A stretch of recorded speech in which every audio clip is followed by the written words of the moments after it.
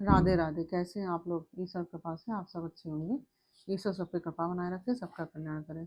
आज हम बताने जा रहे हैं श्रीमद् भागवत महापुराण के एकादश स्कंद का 22वां अध्याय, तत्वों की संख्या और पुरुष प्रकृति विवेक। उसके पहले हम कहना चाहेंगे कि यदि हमारे चैनल को आपने सब्सक्राइब नहीं किया तो प्लीज़ हमारे चैनल को सब्सक्राइब कर लीजिए और बेल आइकन बटन को बस दबा दीजिए, जिससे कि हमारे आने वाले सारे वीडियोस आपको प्राप्त हो सकें। यदि कथा अच्छी लग रही है, समझ में आ रही है, तो वीडियो को लाइक शेयर अवश्य कीजिए और कमेंट में राधे राधे अवश्य लिखिए। चलिए चलते हैं कथा की तरफ। श्रीमन्नारायणे नारायणे हरि हरि भजन नारायणे नारायणे हरी हरी, तेरी लीला सबसे प्यारी प्यारी। हरी हरी, तेरी लीला सबसे प्यारी प्यारी। हरी हरी नारायण नारायण हरी हरी, लक्ष्मी नारायण नारायण हरी हरी। राधे राधे। बोलो कृष्ण कन्हैया लाल की जय। उद्धव जी ने कहा कि प्रभु विश्वेश्वर, ऋषियों ने तत्वों की संख्या कितनी बतलाई है? आपने तो अभी तक 19वें अध्याय में 9, 11, 5 और 3 अर्थात कुल 28 तत्व गिनाए हैं। यह तो हम सुन चुके हैं, किंतु कुछ लोग 26 तत्व बतलाते हैं।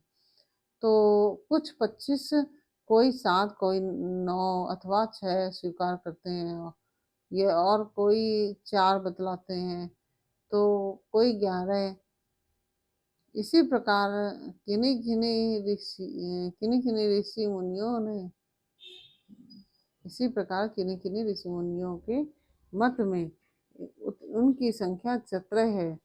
कोई कोई 16 है तो कोई 13 बतलाते हैं। भूत 13 है बतलाते हैं। सनातन श्री कृष्ण ऋषि मुनि इतनी भिन्न संख्याएं किस अभिप्राय से बतलाते हैं? आप कृपा करके हमें बतलाइए। भगवान श्री कृष्ण ने कहा कि उद्धव जी, वेदज्ञ ब्राह्मण इस विषय में जो कुछ कहते हैं वह सभी ठीक है, क्योंकि अभी सभी तत्व सब में आविर्भूत हैं। मेरी माया को स्वीकार करके क्या कहना असंभव है। जैसा तुम कहते हो ठीक वह ठीक नहीं है। जो मैं कहता हूँ वही यथार्थ है। इस प्रकार जगत के कारण के संबंध में विवाद इसलिए होता है कि मेरी शक्तियों, सत्व, रज आदि गुणों और उनकी वृत्तियों का रहस्य लोग समझ नहीं पाते हैं। इसलिए वे अपनी अपनी अपनी मनोवृत्तियों पर ही आग्रह अपनी अपनी मनोवृत्तियों पर ही आग्रह कर बैठते हैं। आदि गुणों के सत्व आदि गुणों के क्षोभ से ही यह विविध कल्पना रूप प्रपंच, जो वस्तु नहीं है केवल नाम है, उठ खड़ा हुआ। यही वाद विवाद करने वालों के विवाद का विषय है। जब इंद्रियां अपने वश में हो जाती हैं तथा चित्त शांत हो जाता है, तब यह प्रपंच भी निवृत्त हो जाता है और उसकी निवृत्ति के साथ ही सारे वाद विवाद भी मिट जाते हैं। पुरुष शिरोमणि तत्वों का एक दूसरे पर में अनुप्रवेश है। इसलिए वक्ता तत्वों की जितनी संख्या बतलाना चाहता है उसके अनुसार कारण को कार्य में अथवा कार्य को कारण में मिलाकर अपनी इच्छित संख्या सिद्ध कर लेता है। ऐसा देखा जाता है कि एक ही तत्व में बहुत ऐसा देखा जाता है कि एक ही तत्व में बहुत से दूसरे तत्वों का आविर्भाव हो गया है और कोई बंधन नहीं है कि किसका किस में आविर्भाव हुआ है। कोई घटपट आदि कार्य वस्तुओं का उनके कारण मिट्टी सूत आदि में, तो कभी मिट्टी सूत आदि का घटपट आदि कार्यों में आंत भाव हो जाता है। इसीलिए इसलिए वादी प्रतिवादियों में से जिसकी वाणी ने जिस कार्य को जिस कारण में अथवा जिस कारण को जिस कार्य में अंतर्भूत करके तत्वों की संख्या जितनी संख्या स्वीकार की है वह हम निश्चय ही स्वीकार करते हैं, क्योंकि उनका वह उपादान युक्ति संगत ही है। उद्धव जी, जिन लोगों ने 26 संख्या स्वीकार की है वे कहते हैं कि जीव अनादिकाल से अविद्या से ग्रस्त हो रहा है। वह स्वयं अपने आप को नहीं जान सकता है। उसे आत्मज्ञान कराने के लिए किसी अन्य सर्वज्ञ की आवश्यकता है। इसलिए प्रकृति के कारण रूप 24 तत्व, 25वां पुरुष और 26वां ईश्वर, इस प्रकार कुछ कुल 26 तत्व स्वीकार करने चाहिए। 25 तत्व मानने वाले कहते हैं कि इस शरीर में जीव और ईश्वर का अणुमात्र भी अंतर या भेद नहीं है, इसलिए उनमें भेद की कल्पना व्यर्थ है। रही ज्ञान की बात, तो स्वामित्व सत्वात्मिका सत्वात्मिका प्रकृति का गुण है। सत्वात्मिका प्रकृति का गुण है और गुणों की साम्यावस्था ही प्रकृति है। इसलिए रस सत रज और गुण आत्मा के नहीं प्रकृति के ही हैं। इन्हीं के द्वारा जगत की स्थिति, उत्पत्ति और प्रलय हुआ करते हैं। इसलिए ज्ञान आत्मा का गुण नहीं प्रकृति का ही गुण सिद्ध होता है। इस प्रसंग में सत्वगुण ही ज्ञान है, रजोगुण ही कर्म है और तमोगुण ही अज्ञान कहा गया है। और गुणों में शोक उत्पन्न करने वाला ईश्वर ही काल है और सूत्र अथवा महतत्व ही स्वभाव है। इसलिए 25 और 26 तत्वों की दोनों ही संख्या युक्ति संगत है। उद्धव जी, यदि इस तीनों गुणों को प्रकृति से अलग मान लिया जाए, जैसा कि उनकी उत्पत्ति और प्रलय को देखते हुए मानना चाहिए, तो तत्वों की संख्या स्वयं ही 28 हो जाती है। इन तीनों के अतिरिक्त 25 ये हैं: पुरुष, प्रकृति, महतत्व, अहंकार, आकाश, वायु, तेज, जल और पृथ्वी। ये 9 तत्व मैं पहले ही गिना चुका हूँ। श्रोत्र, त्वचा, चक्षु, नासिका और रसना, ये 5 ज्ञानेंद्रिय हैं। वाक, पाणी, पाद, वायु और उपस्थ, ये 5 कर्मेंद्रिय तथा मन, जो कर्मेंद्रिय और ज्ञानेंद्रिय दोनों ही हैं। इस प्रकार कुल 11 इंद्रियां और शब्द, स्पर्श, रूप और रस और गंध, ये ज्ञानेंद्रियों के 5 विषय। इस प्रकार 3, 9, 11 और 5 सब मिलकर 28 तत्व होते हैं। कर्म इंद्रियों के द्वारा होने वाले 5 कर्म, चलना, बोलना, मल त्यागना, पेशाब करना और काम करना, इन के द्वारा तत्वों की संख्या नहीं बढ़ती। इन्हें कर्मेंद्रिय स्वरूप ही मानना चाहिए। सृष्टि के आरंभ में कार्य 11 इंद्रिय और पंचभूत और कारण महतत्व आदि के रूप में प्रकृति ही रहती है। वही सत्वगुण, रजोगुण और तमोगुण की सहायता से जगत की उत्पत्ति, स्थिति, उत्पत्ति और संहार संबंधी अवस्थाएं धारण करती हैं। अव्यक्त पुरुष तो प्रकृति और उसकी अवस्थाओं का केवल साक्षी मात्र बना रहता है। महतत्व आदि कारण धातुएं विकार को प्राप्त होते हुए पुरुष के इच्छा से शक्ति प्राप्त करके परस्पर मिल जाते हैं और प्रकृति का आश्रय लेकर उसी के बल से ब्रह्मांड की सृष्टि करते हैं। उद्धव जी, जो लोग तत्वों की संख्या 7 स्वीकार करते हैं उनके विचार से आकाश, वायु, तेज, जल और पृथ्वी, ये 5 भूत, 6ठा जीव और 7वां परमात्मा, जो साक्षी जीव और साक्ष्य जगत दोनों का अधिष्ठान है, यही तत्व है। देह, इंद्रिय और प्राण आदि की उत्पत्ति तो पंचभूतों से ही हुई है, इसलिए वे इन्हें अलग नहीं गिनते।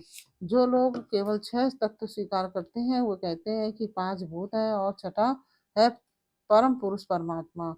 वह परमात्मा अपने बनाए हुए पंचभूतों से युक्त होकर देह आदि की सृष्टि करता है और उनमें जीव रूप से प्रवेश करता है। इस मत के अनुसार जीव का परमात्मा में और परमात्मा का जीव में, परमात्मा का शरीर आदि का परमात्मा का शरीर आदि का पंचभूतों में समावेश हो जाता है। जो लोग कारण के रूप में चार ही तत्व स्वीकार करते हैं, वे कहते हैं कि आत्मा से जल तेज तेज जल और पृथ्वी की उत्पत्ति हुई है और जगत में जितने पदार्थ हैं सब इन्हीं से उत्पन्न होते हैं और वे सभी कार्यों का इन्हीं में समावेश कर लेते हैं। जो लोग तत्वों की संख्या 17 बतलाते हैं, वे इस प्रकार गणना करते हैं कि 5 भूत, 5 तन्मात्राएं और 5 ज्ञानेंद्रियां, एक मन और एक आत्मा। जो लोग तत्वों की संख्या 16 बतलाते हैं, उनकी उनकी गणना भी इसी प्रकार है। केवल अंतर केवल इतना ही है कि वे आत्मा में मन का भी समावेश कर लेते हैं और इस प्रकार उनकी तत्व संख्या 16 रह जाती है। जो लोग 13 तत्व मानते हैं, वे कहते हैं कि आकाश आदि 5 भूत, श्रोत्र आदि 5 ज्ञानेंद्रिय, एक मन और एक जीवात्मा और एक परमात्मा, ये 13 तत्व हैं। 11 की संख्या मानने वालों ने 5 भूत, 5 ज्ञानेंद्रिय और इनके अतिरिक्त एक आत्मा का अस्तित्व स्वीकार किया है। जो लोग 9 तत्व मानते हैं, वे आकाश आदि 5 भूत और मन, बुद्धि, अहंकार, ये 8 प्रकृतियां और 9वां पुरुष, इन्हीं को तत्व मानते हैं। उद्धव जी, इस प्रकार ऋषि मुनियों ने भिन्न भिन्न प्रकार से तत्वों की गणना की है। सबका कहना उचित ही है, क्योंकि सबकी संख्या युक्ति युक्त है। जो लोग तत्वज्ञानी हैं, उन्हें किसी भी मत में बुराई नहीं दिखती है। उनके लिए तो सब कुछ ठीक ही है। उद्धव जी ने कहा कि स्वयं सुंदर यद्यपि स्वरूपता प्रकृति और पुरुष दोनों एक दूसरे से सर्वथा भिन्न है, तथापि वे आपस में इतने घुल मिल गए हैं कि साधारणतया इतना उनका भेद नहीं जान पड़ता है। पुरुष में प्रकृति में पुरुष और पुरुष में प्रकृति अभिन्न से प्रतीत होते हैं। इनकी भिन्नता स्पष्ट हो कैसे हो? कमल नयन श्री कृष्ण, मेरे हृदय में इनकी भिन्नता और अभिन्नता को लेकर बहुत बड़ा संदेह है। आप तो सर्वज्ञ हैं, अपनी युक्ति युक्त वाणी से मेरे संदेह का निवारण कर दीजिए। भगवान, आपकी ही कृपा से जीवों को ज्ञान होता है और आपकी माया शक्ति से ही उनके ज्ञान का नाश होता है। अपनी आत्मस्वरूपिणी माया का चित्र अपनी आत्मस्वरूपिणी माया की विचित्र गति आप ही जानते हैं और कोई नहीं जानता, अतएव आप ही मेरा संदेह मिटाने में समर्थ हैं।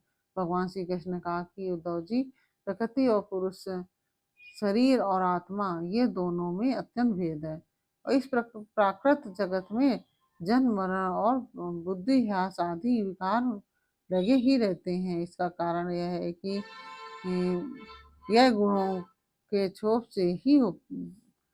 से ही बना है। त्रिमित्र मेरी माया त्रिगुणात्मिका प्रकार की भेद वृत्तियां पैदा कर देती है। यद्यपि इसका विस्तार असीम है, फिर भी इस विकारात्मक सृष्टि को 3 भागों में बांट सकते हैं। वे 3 भाग हैं: अध्यात्म, अधिदेव और अधिभूत। उदाहरण के स्वरूप नेतेंद्रिय अध्यात्म है और इसका विषय रूप अधिभूत है और नेत्र गोलक में स्थित सूर्य देवता का अंश अधिदेव है। यह तीनों परस्पर एक दूसरे के आश्रय से सिद्ध होते हैं और इसलिए अध्यात्म, अधिदेव और अधिभूत, ये तीनों ही परस्पर साक्षेप हैं। परंतु आकाश में स्थित सूर्यमंडल इन तीनों की अपेक्षा से मुक्त है। क्योंकि वह स्वतः सिद्ध है, इसलिए आत्मा भी उपर्युक्त तीनों भेदों का मूल कारण, उनका साक्षी और उनसे परे है। वही अपने स्वयं सिद्ध प्रकाश से समस्त सिद्ध पदार्थों की मूल सिद्धि है। इसी के द्वारा सबका प्रकाश होता है। इस प्रकार चक्षु के 3 भेद बतलाए गए हैं। उसी प्रकार त्वचा, श्रोत्र, जिह्वा, नासिका और चित्त आदि के भी तीन तीन भेद हैं। प्रकृति से महत्त्व बनता है और महत्त्व से अहंकार, और इस प्रकार यह अहंकार गुणों के क्षोभ से उत्पन्न हुआ प्रकृति का ही एक विकार है। इस अहंकार के तीन भेद हैं, सात्विक, तामस और राजस। यह अहंकार ही अज्ञान और सृष्टि की विविधता का मूल कारण है। आत्मा आत्मा ज्ञान स्वरूप है, उसका इन पदार्थों से ना तो कोई संबंध है और ना उसमें कोई विवाद की ही बात है। अस्ति नास्ति, यह नहीं, गुण सगुण, भाव अभाव, सत्य मिथ्या आदि रूप में जितने भी वाद विवाद हैं सबका मूल जितने भी वाद विवाद हैं सबका मूल कारण भेद दृष्टि ही है। इसमें संदेह नहीं है कि विवाद का कोई प्रयोजन नहीं है, यह सर्वथा व्यर्थ है। तथापि जो लोग मुझसे अपने वास्तविक स्वरूप से विमुख हैं, वे इस विवाद से मुक्त नहीं हो सकते। उद्धव जी ने पूछा कि भगवान, आपसे विमुख जीव अपने किए हुए पूर्ण पापों के फलस्वरूप ऊंची नीची योनियों में आते जाते रहते हैं, ऊंची नीची योनियों में जाते आते रहते हैं। अब प्रश्न यह है कि व्यापक आत्मा का एक शरीर से दूसरे शरीर में जाना, अकर्ता का कर्म करना और नित्य वस्तु का जन्म मरण कैसे संभव है? गोविंद, जो लोग आत्मज्ञान से रहित हैं वे तो इस विषय में ठीक ठीक सोच भी नहीं सकते। इसलिए और इस विषय के विद्वान संसार में प्रायः मिलते नहीं, क्योंकि सभी लोग आपकी माया की भुलैया में पड़े हुए हैं। इसलिए आप ही कृपा करके मुझे इसका रहस्य समझाइए। भगवान श्री कृष्ण ने कहा कि प्रिय उद्धव, मनुष्यों के मन कर्म संस्कारों का पुंज है। मनुष्यों का मन कर्म संस्कारों का पुंज है। उन संस्कारों के अनुसार भोग प्राप्त करने के लिए उसके साथ 5 इंद्रियां भी लगी हुई हैं। इसी का नाम है लिंग शरीर। इस वह कर्मों के अनुसार एक शरीर से दूसरे शरीर में और एक लोक से दूसरे लोक में आता जाता रहता है, और आत्मा के लिंग शरीर से सर्वथा पृथक है और आत्मा इस लिंग शरीर से सर्वथा पृथक है। उसका आना जाना नहीं होता है, परंतु जब वह अपने को लिंग शरीर में ही समझ बैठता है, वह उसी में अहंकार कर लेता है, तब उसे भी अपना आना जाना प्रतीत होने लगता है। मन कर्मों के अधीन है, वह देखे हुए या सुने हुए विषयों का चिंतन करने लगता है और क्षण भर में ही उसमें तदाकार हो जाता है और उन्हीं पूर्व चिंतित विषयों में लीन हो जाता है। धीरे धीरे उसकी स्मृति पूर्वापर का अनुसंधान भी नष्ट हो जाता है। उन देवादि शरीरों में इसका इतना अभिनिवेश, इतनी तल्लीनता हो जाती है कि जीव को अपने पूर्व शरीर का स्मरण भी नहीं रहता। किसी भी कारण से शरीर को सर्वदा भूल जाना ही मृत्यु है। इस उदार उद्धव, जब यह जीव किसी भी शरीर को अभेद भाव से मैं के रूप में स्वीकार कर लेता है, तब उसे ही जन्म कहते हैं। ठीक वैसे ही जैसे स्वप्नकालीन और मनोरथकालीन शरीर में अभिमान करना ही स्वप्न और मनोरथ कहा जाता है। यह वर्तमान देह में स्थित जीव जैसे पूर्व देह का स्मरण नहीं करता, वैसे ही स्वप्न या मनोरथ में स्थित जीव भी पहले के स्वप्न और मनोरथ का स्मरण नहीं करता है। प्रत्युत उस वर्तमान स्वप्न और मनोरथ में पूर्व सिद्धि होने पर भी अपने को नवीन सा ही समझता है। इंद्रियों के आश्रय मन या शरीर की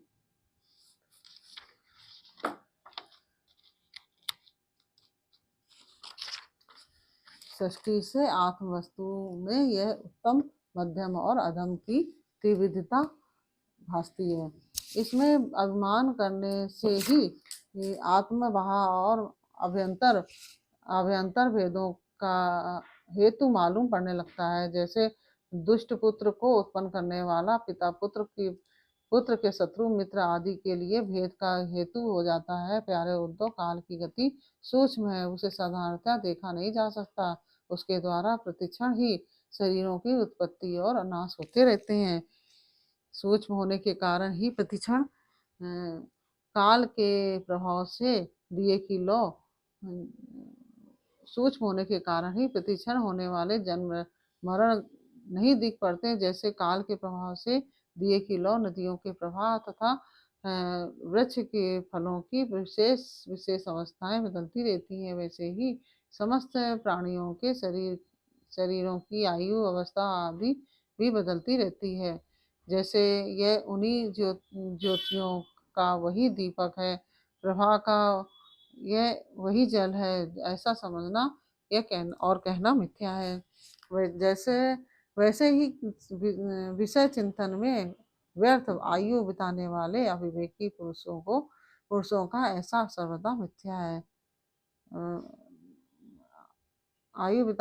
अविवेकी पुरुषों का ऐसा कहना और समझना कि यह वही पुरुष है, सर्वथा मिथ्या है। यद्यपि वह भ्रांत पुरुष भी अपने कर्मों के बीज द्वारा न पैदा होता है और न तो मरता ही है, वह भी अजन्मा और अमर ही है। फिर भी भ्रांति से वह उत्पन्न होता है और मरता सा भी है। जैसे कि काष्ठ से युक्त अग्नि पैदा होता है और नष्ट हो जाता है, दिखाई पड़ता है। उद्धव जी, गर्भाधान, गर्भवृद्धि, जन्म, बाल्याकाल, कुमारावस्था, जवानी, अधेड़ अवस्था, बुढ़ापा और मृत्यु, ये 9 अवस्थाएं शरीर की ही हैं। यह शरीर जीव से भिन्न है और ये ऊंची नीची अवस्थाएं उसके मनोरथ के अनुसार ही है, परंतु वह अज्ञानवश गुणों के संग से इन्हें अपनी मानकर भटकने लगता है और कभी कभी विवेक हो जाने पर इन्हें छोड़ भी देता है। पिता को पुत्र के जन्म से और पुत्र को पिता की मृत्यु से अपने अपने जन्म मरण का अनुमान कर लेना चाहिए। जन्म मृत्यु से युक्त देहों का दृष्टा जन्म और मृत्यु से युक्त शरीर नहीं है। जैसे जौ, गेहूं आदि की फसल बोने पर उग आती है और पक जाने पर काट दी जाती है, किंतु जो पुरुष उनके उगने और काटने का जानने वाला साक्षी है, वह उनसे सर्वथा पृथक है। वैसे ही जो शरीर और उसकी अवस्थाओं का साक्षी है, वह शरीर से सर्वथा पृथक है। अज्ञानी पुरुष इस प्रकार प्रकृति और शरीर से आत्मा का विवेचन नहीं करते और उसे उनसे तत्वता अलग अनुभव नहीं करते और विषय भोग में सच्चा सुख मानने लगते हैं और उसी में मोहित हो जाते हैं। इसी से उन्हें जन्म मृत्यु रूप संसार में भटकना पड़ता है। जब अविवेकी जीव अपने कर्मों के अनुसार जन्म मृत्यु के चक्कर में भटकने लगता है, तब सात्विक कर्मों की आसक्ति से वह ऋषि लोक और देवलोक में, राजसिक कर्मों की आसक्ति से मनुष्य और असुर योनियों में तथा तामसिक कर्मों की आसक्ति से भूत प्रेत और पशु पक्षी आदि योनियों में जाता है। जब मनुष्य किसी को नाचते गाते देखता है, तब वह स्वयं भी उसका अनुसरण करने तान तोड़ने लगता है। वैसे ही जब जीव बुद्धि के गुणों को देखता है, तब स्वयं निष्क्रिय होने पर भी उसका अनुकरण करने के लिए बाध्य हो जाता है। जैसे नदी, तालाब आदि के जल के हिलने या चंचल होने पर उसमें प्रतिबिंबित तट के वृक्ष भी उसके साथ हिलते डोलते से जान पड़ते हैं। जैसे घुमाए जाने वाले नेत्र के साथ पृथ्वी भी घूमती हुई सी दिखाई देती है।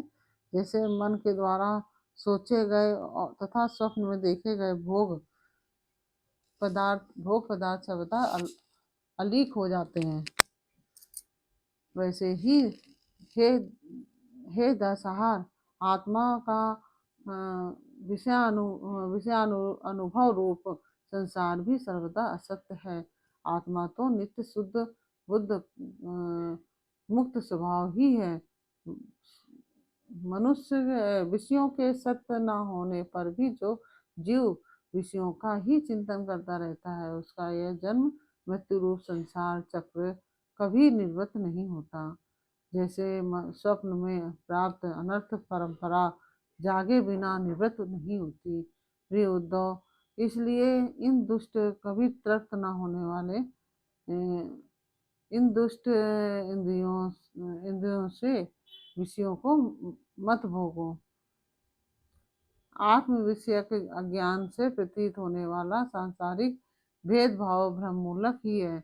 ऐसा समझो, असाधु पुरुष गर्दन पकड़कर बाहर निकाल दे, वाणी द्वारा अपमान करे, उपहास करे, निंदा करे, मारे पीटे, बांधे या जीविका छीन ले, ऊपर थूक दे, मद मूत दे, अथवा तरह तरह से विचलित करे, निष्ठा से डिगाने की चेष्टा करें,